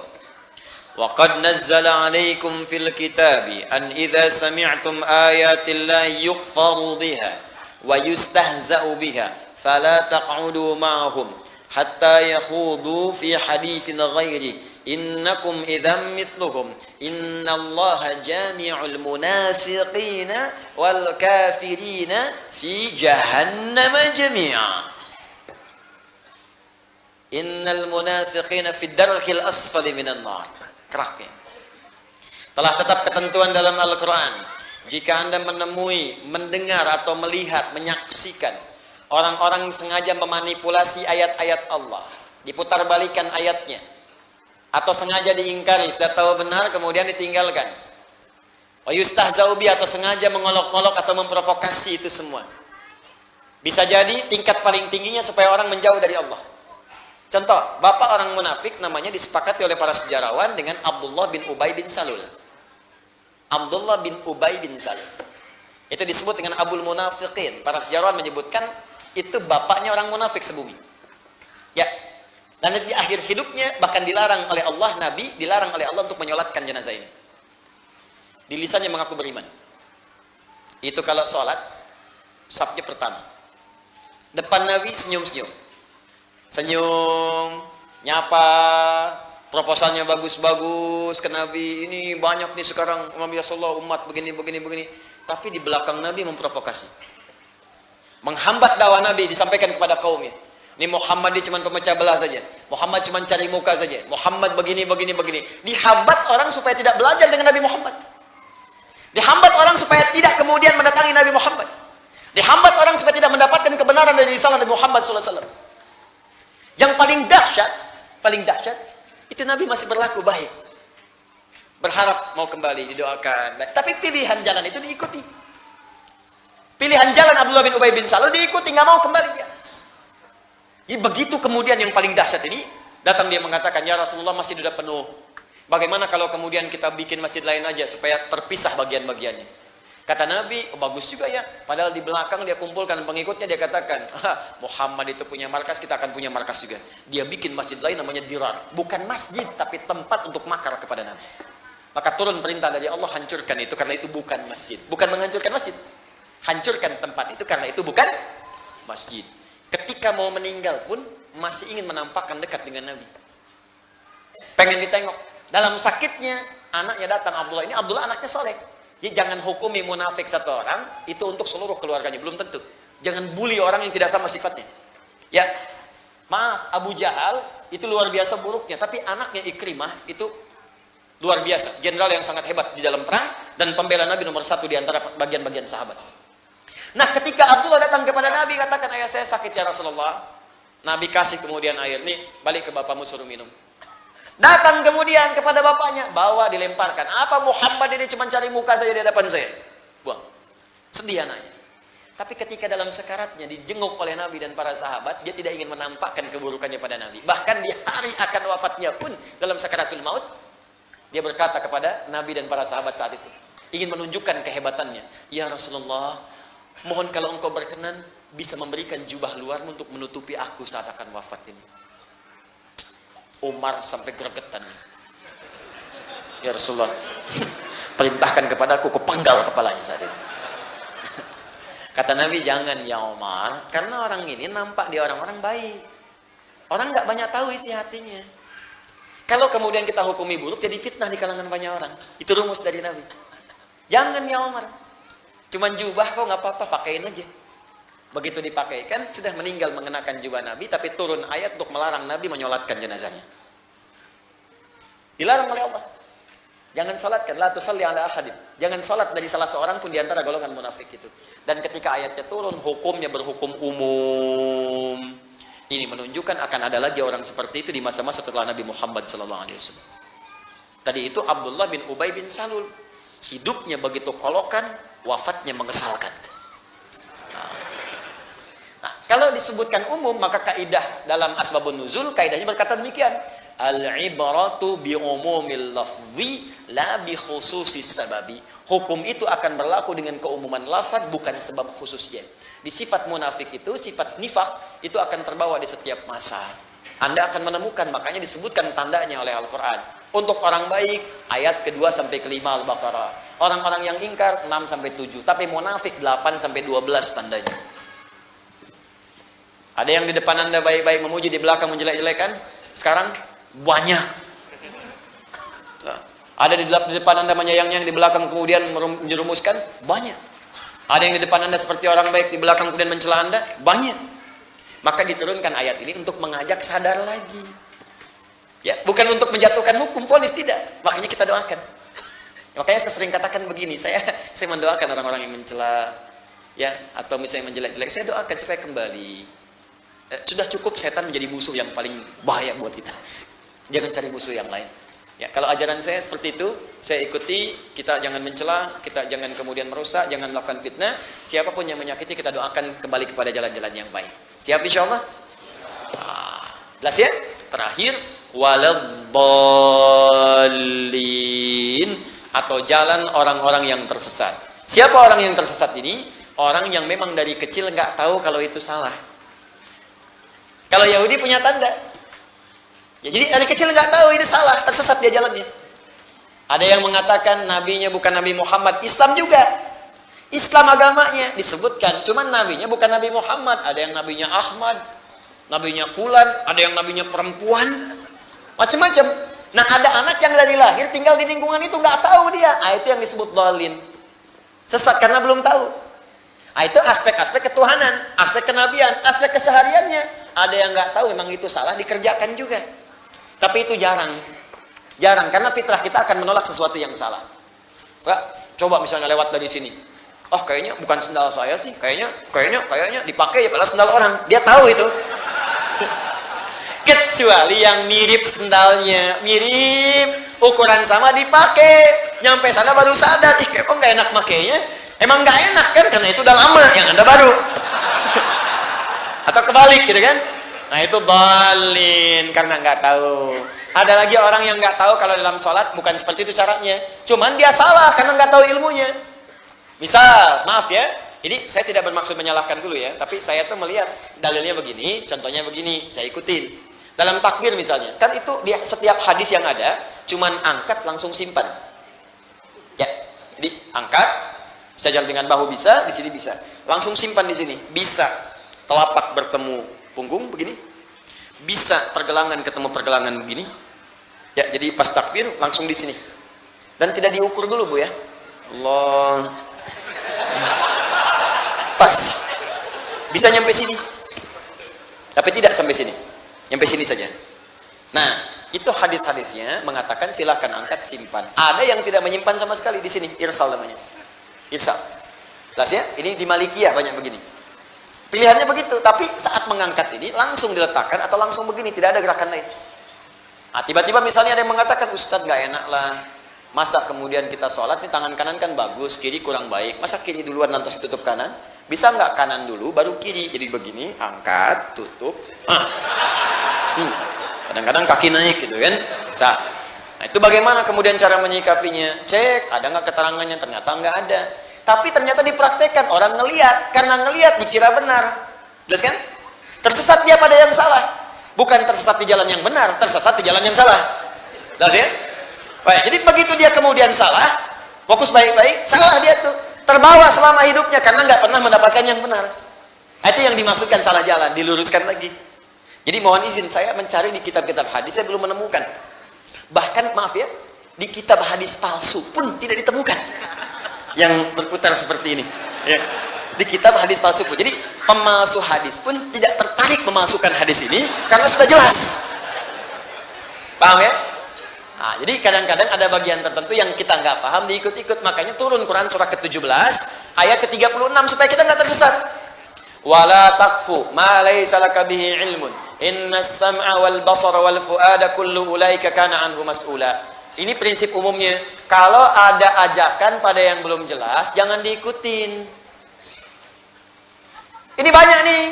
Sekarang ikut saya yuk. Kemana? Ikut aja, kejutan. Kalau dalam fikih Qurannya jangan. Tiba-tiba diajak ke tempat maksiat. Tiba-tiba diajak ke tempat yang dilarang. Tiba-tiba melihat tayangan yang tidak bagus. Jangan diikuti, perjelas dulu. Kita punya kata Allah sumber-sumber pengetahuan. Ada pendengaran, manfaatkan. Ada pandangan, cek. Ada akal, cek dulu. Supaya tidak sesat jalan. Waladhdallin. Jelas sampai sini? Baik. Kalau di bawah ditarik ke dalam tauhid, banyak nanti aliran-aliran dalam persepsi Islam. Ada yang tidak kenal Allah, ada yang kenal tapi sengaja dijauhkan, ada, maka masuk dalam dua golongan tadi. Kalau dalam kenabian, ada yang sesat gak tahu Nabi Muhammad, akhirnya membenci, ada kan? Di aspek kenabian karena belum kenal. Dulu di Denmark, di Belanda, ada yang mencela Nabi, bikin kartun tentang Nabi, menjelek-jelekan Nabi karena belum kenal. Bukan karena tahu menjelekkan, bukan karena belum kenal, dijelek-jelekan, bolin. Begitu dijelaskan kepadanya, datang. Saya punya kawan dari Kuwait, namanya Syekh Al-Farisi. Itu orang hebat, punya kampanye mencintai Nabi, tapi kampanyenya internasional. Jadi begitu menemukan orang yang tidak suka dengan Nabi, dia akan datang. Pernah bertemu saya ke Jakarta, saya ketemu, kita ngobrol, bikin program mencintai Nabi, bagaimana share dengan di lain-lain tempat. Saya pernah diundang untuk dipertemukan. Jadi ada seorang yang pernah ingat, yang pernah mencela Nabi, bikin kartun tentang Nabi, pernah ingat? Ya, ada yang di Belanda, Arnold, ada yang di Denmark. Itu satu waktu oleh beliau didatangi. Cerita pada saya. Begitu didatangi, diajak makan malam. Tapi nggak pernah nyebutkan kalimat apapun. Nggak pernah nyebutkan tentang Nabi, nggak pernah apa, nggak pernah. Cuman beliau ngajak makan malam aja. Disambut, dijamu, makan malam di restoran yang paling enak, tempat yang paling mewah, diajak datang. Nggak pernah bicara apapun, ngobrol aja. Begitu kemudian, keluarlah kalimat dari pencela tadi kepada Nabi. Anda, apa yang menjadikan Anda menjamu saya dengan luar biasa begini? Dari tadi Anda cuma bicara yang netral, yang baik-baik, jamu saya, semua difasilitasi. Maksudnya apa katanya? Apa yang motivasi Anda? Apa jawaban dari Syekh Al-Farisi? Kata beliau, inilah yang diajarkan oleh Nabi Muhammad yang Anda celah untuk memuliakan orang yang belum kita kenal. Langsung bengong, seketika tak bisa berucap. Lalu kemudian dia pamit pada saat itu meminjam referensi tentang Nabi Muhammad, dibaca dengan benar. Begitu kenal, asyhadu an la ilaha illallah, asyhadu anna Muhammad Rasulullah. Langsung diajak ke Mekah, dikasih haji, ketemu Syekh Sudes. Dilihatin sama saya foto-fotonya. Ketemu Syekh Sudes, kemudian sekarang jadi duta di negaranya untuk mengenalkan Islam dengan lebih baik. Itu yang tadinya nggak kenal menjadi kenal. Makanya ada kalimat mengatakan tak kenal maka ta'aruf.